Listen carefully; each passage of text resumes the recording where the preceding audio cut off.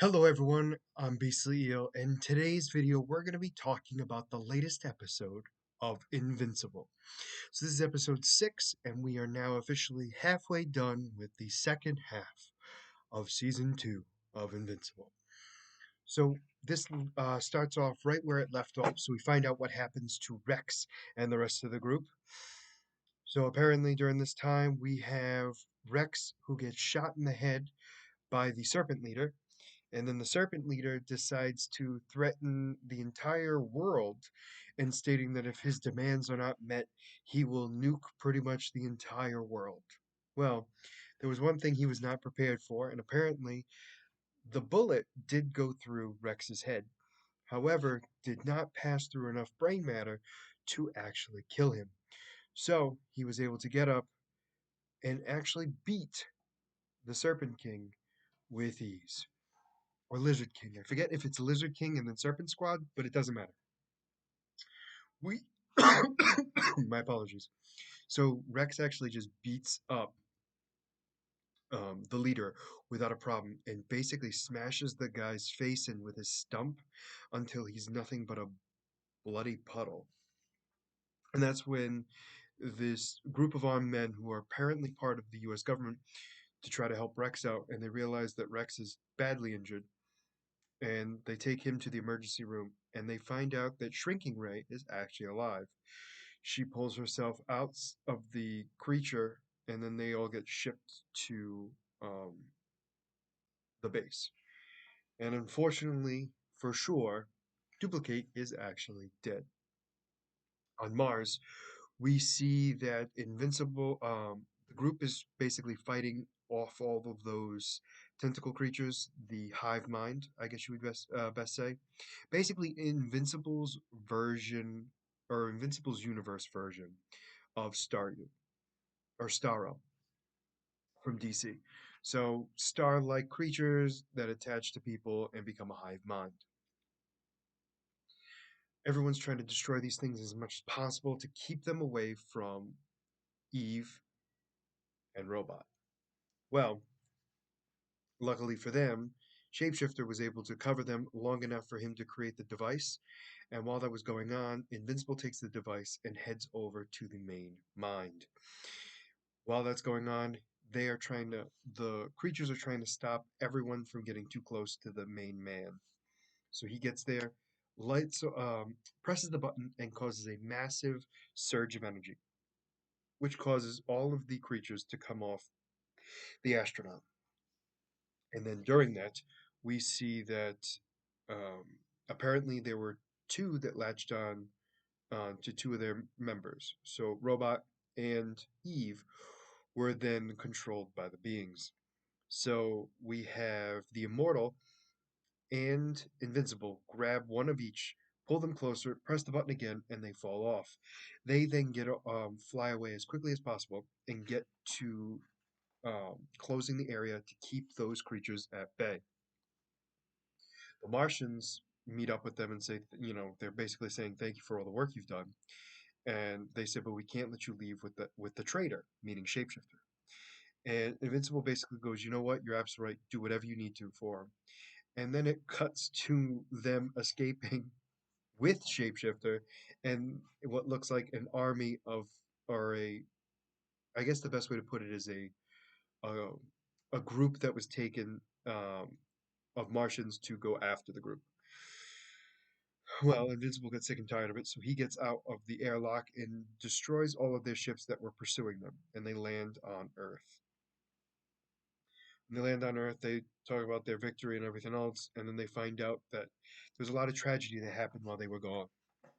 And unfortunately, they see that Rex is um, basically having surgery done on his brain to make sure that they can still keep him intact.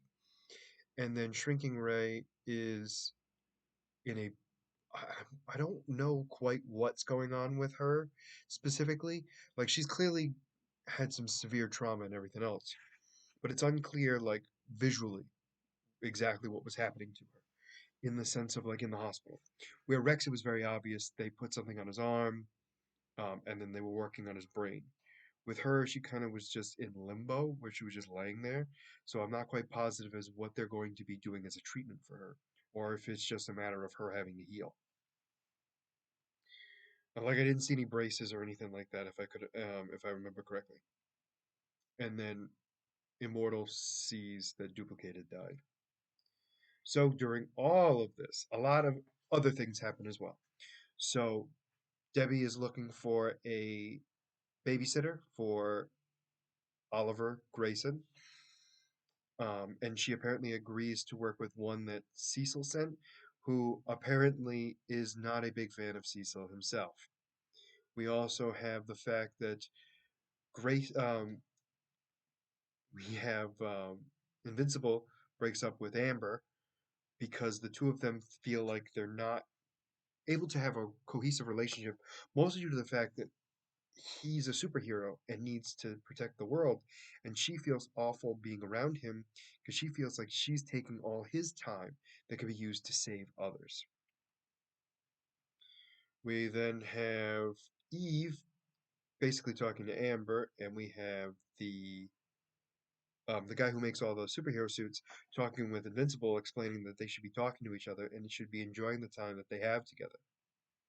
We then have his roommate, Invincible's roommate's boyfriend, who was the robot in the first season, back to sort of normal in this season. His body was put back together, and apparently they're not 100% sure how well it's going. So he's trying his best to kind of acclimate him into school again.